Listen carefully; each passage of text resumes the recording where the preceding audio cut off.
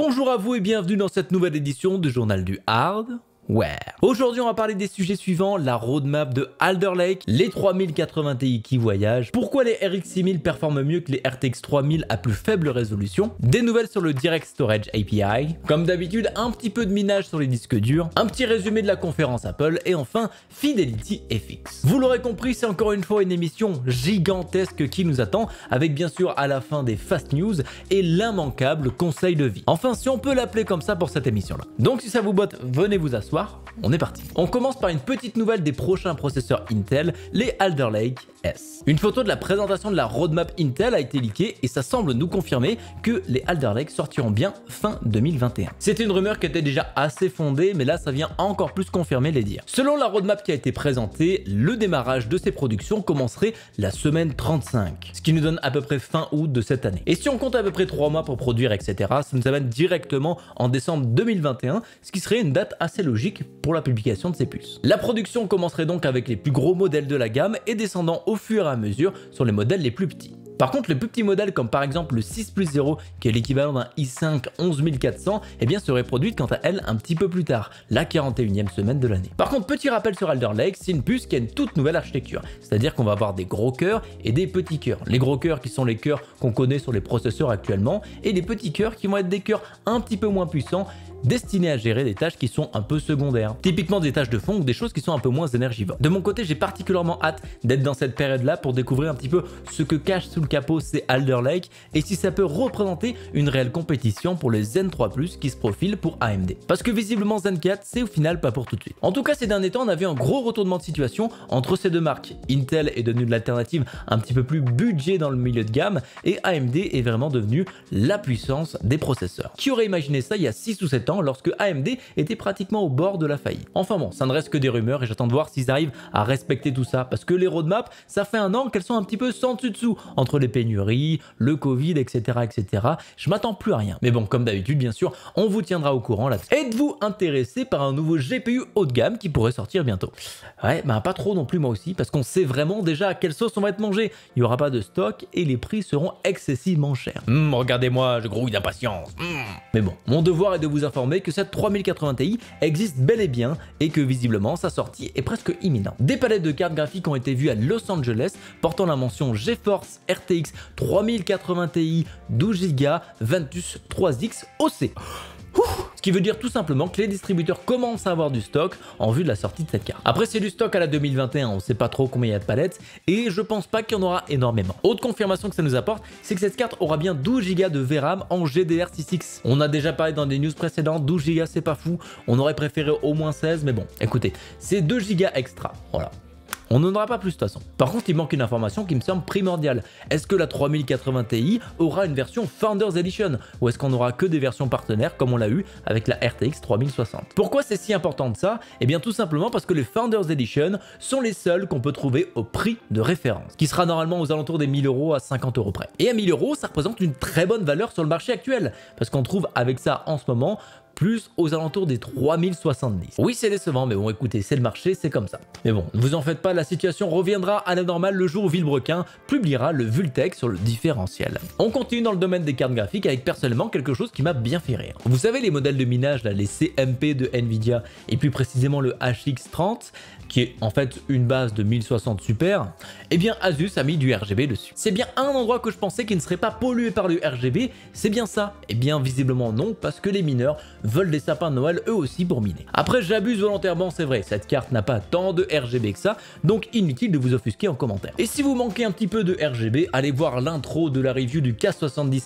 de Discover ID et vous serez requinqué. Bon après, plus sérieusement, il y a certainement une raison derrière ça, parce que si on regarde un petit peu, eh bien c'est le même modèle qu'on retrouve sur la 1060 Super, le même modèle de refroidissement, juste avec le marquage qui change. Et au final, ça fait totalement sens en fait, parce qu'ils ont déjà la base sur la 1660 Super, alors pourquoi s'embêter à refaire un design de refroidissement alors qu'on peut prendre celui-là et le coller sur les CMP? Ce serait une perte d'argent plus qu'autre chose. Donc il faut s'attendre à avoir du RGB sur les cartes de minage et qui sait, ça peut peut-être faire un truc cool à la fin quand on en rassemble à peu près quelques milliers dans une grosse usine. Enfin bref, je m'attendais pas à ça, du coup ça m'a fait rire, mais il y a aussi autre chose auquel je ne m'attendais pas du tout, c'est le prix de ces cartes. Enfin, on avait déjà vu des leaks, mais ça semblait un petit peu démesuré, mais elles seront bien annoncées, tenez-vous bien, aux alentours de 7 à 800 € l'unité. En plutôt 7 ou 800 $, pardon. Enfin, avec les taxes, tout ça, vous savez, vous connaissez l'histoire. Après, c'est des cartes qui sont faites pour générer beaucoup d'argent, donc bon, c'est normal qu'elles soient un petit peu plus chères. Et tout ça pour que ça finisse à la poubelle dans 3 ans. Si vous demandiez pourquoi les cartes AMD battaient celles de Nvidia sur leur dernière génération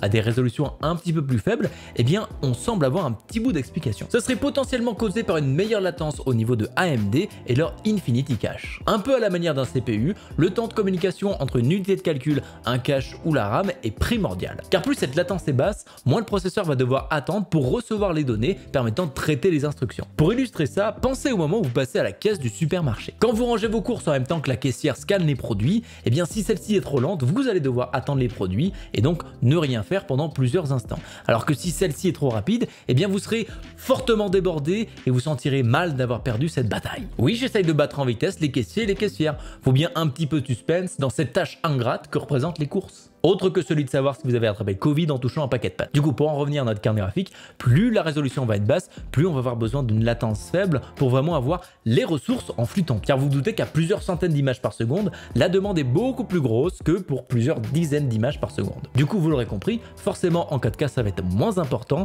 et du coup le processeur graphique ne va pas demander aussi rapidement les informations au cache. Après, rassurez-vous, c'est rien de bien grave, hein. Ça explique juste pourquoi les RX 6000 de AMD ont de meilleures performances que les RTX 3000 sur des résolutions un petit peu plus basses. À gamme égale bien sûr, ne me faites pas dire ce que je n'ai pas dit. Par contre, ça n'aura pas autant d'impact que sur un processeur Ryzen par exemple, mais je trouvais ça intéressant de vous l'amener pour bien comprendre les produits et notre écosystème. Après, ce ne sont que des hypothèses, hein. Je suis peut-être totalement rincé et vous raconte des conneries, mais ça seul le temps nous le dira. Du temps et des tests précis bien sûr. Bonne nouvelle pour nous les gamers, visiblement le PCI Gen 3 devrait marcher avec le Direct Storage API. Si vous n'êtes pas au courant de ce qu'est le Direct Storage API, sachez que c'est simplement quelque chose qui permet de charger les maps ou les open world, etc. de manière pratiquement instantanée, comme on peut retrouver sur les consoles. Enfin, sur certains jeux de certaines consoles. Initialement sur PC, le chargement de ressources passait d'abord par la RAM, puis par le CPU pour faire la décompression et ensuite était donné au GPU. Ce qui donnait lieu à des temps de chargement qui étaient assez conséquents sur les gros jeux en open world. Mais avec le Direct Storage, pouf, on bypass le CPU et la RAM, tout est chargé directement sur le GPU, la décompression se fait aussi dessus, ce qui fait des choses beaucoup plus rapides. Cette information a été donnée par Microsoft lors d'une conférence destinée aux développeurs de jeux vidéo. Et si c'est vrai, c'est une très bonne nouvelle parce que ça veut dire qu'on va pas forcément avoir besoin d'upgrader sur de PCI 4 si jamais on veut avoir accès à cette technologie là, mais qu'on pourra garder celles qui sont dans notre PC. Et puis de toute manière, les SSD en PCI Gen 4 restent tout de même assez chers en ce moment, ce qui en fait des produits plus de luxe qu'autre chose. Cette information n'a pas encore été confirmée officiellement, mais ça me paraît plutôt logique de mon côté. Les temps de chargement seront peut-être pas aussi instantanés, mais rien qui vous donnera envie de vous jeter par la fenêtre. Et puis de base, le Direct Storage API est un outil de confort, c'est pas vraiment obligé de l'avoir. Donc si vous êtes OK avec ce qu'il y a en ce moment, eh bien vous serez très certainement OK avec ce qu'il y a dans le futur. Mais en tout cas, ça avance. On risque de le voir dans les jeux qui vont sortir l'année prochaine si jamais on est chanceux, ou soit d'ici 2-3 ans. Enfin, ça c'est vraiment s'il nous reste de quoi acheter du stockage. Comme si la crise des GPU ne tapait pas assez fort,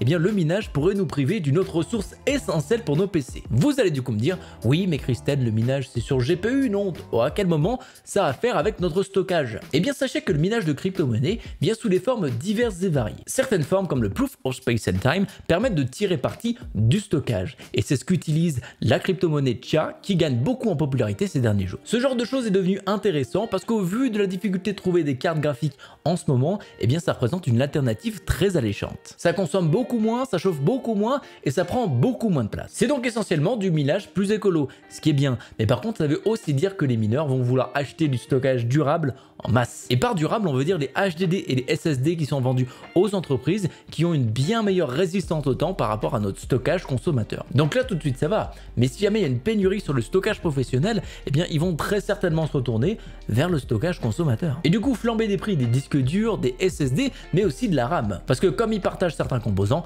leurs prix sont assez liés. Ah oui, et petit aparté, comme une mauvaise nouvelle ne vient jamais seule, eh bien les SSD et les RAM devraient prendre de 18 à 23% dans les mois prochains. Mais il faut aussi se rappeler que ces composants ne touchent pas uniquement l'univers PC, c'est aussi dans les téléphones, dans l'électroménager, etc., etc.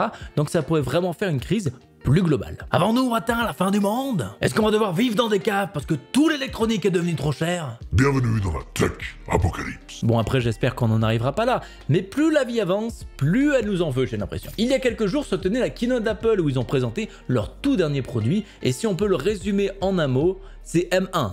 M1 partout. En effet, c'est les nouveaux iMac et iPad Pro qui en sont équipés. Et c'est une bonne chose parce que c'est une puce avec de très bonnes performances. Par contre, mis à part le Thunderbolt, je vois pas trop l'intérêt d'avoir ce genre de puce sur un iPad Pro. Parce qu'à 1200 €, ça reste une grosse tablette avec iPadOS et pas quelque chose qu'on va pouvoir utiliser avec macOS ou quelque chose comme ça. Donc quelque chose qui est très limité. On aurait pu ici avoir un véritable Mac tablette, donc c'est dommage, ça aurait été plutôt sympa quand même. Pour les iMac, c'est un festival de couleurs qui est sorti avec un nouveau modèle particulièrement fin qui commence à partir de 1500 €. Et n'allez pas voir les specs parce que comment dire... Ouais, voilà.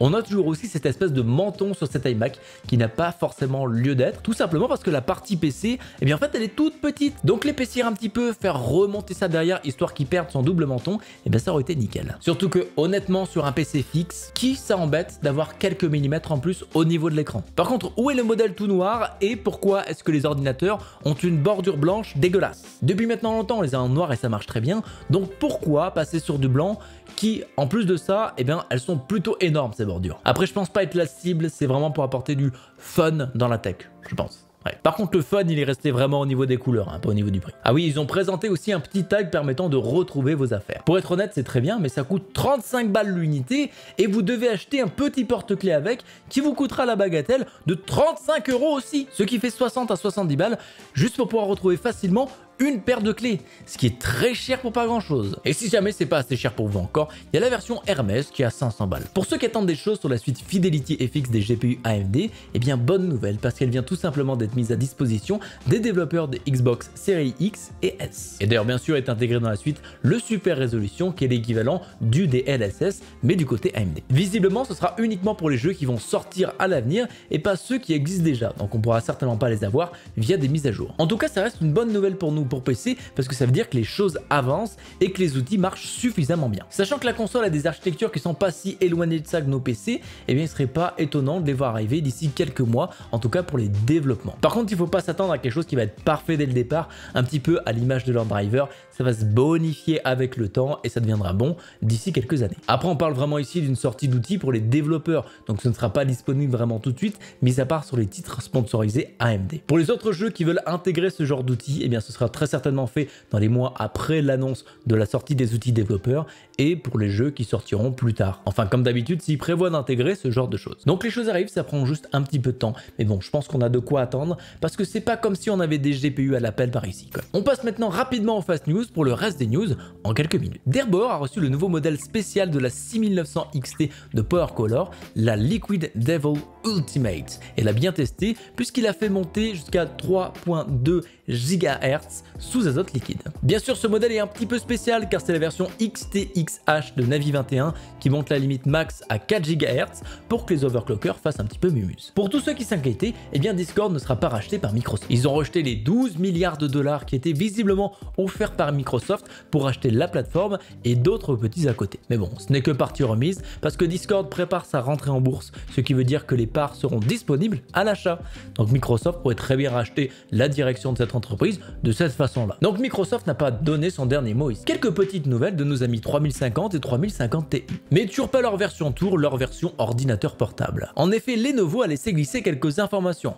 On sait que le TGP de ces cartes ira de 60 à 80 watts et jusqu'à 95 watts avec le Dynamic Boost. Vous savez, la chose qui baisse la consommation du CPU pour pouvoir la donner au GPU. Elles auront aussi bien 4 Go de RAM sur un bus de 128 bits et une fréquence de boost maximum qui seront respectivement à 1695 MHz pour la 3050 et 1740 MHz pour la 3050 Ti. Ce qui ne donne aucune idée de leur puissance, mais bon. Voilà. Est-ce que vous aimez les chiens?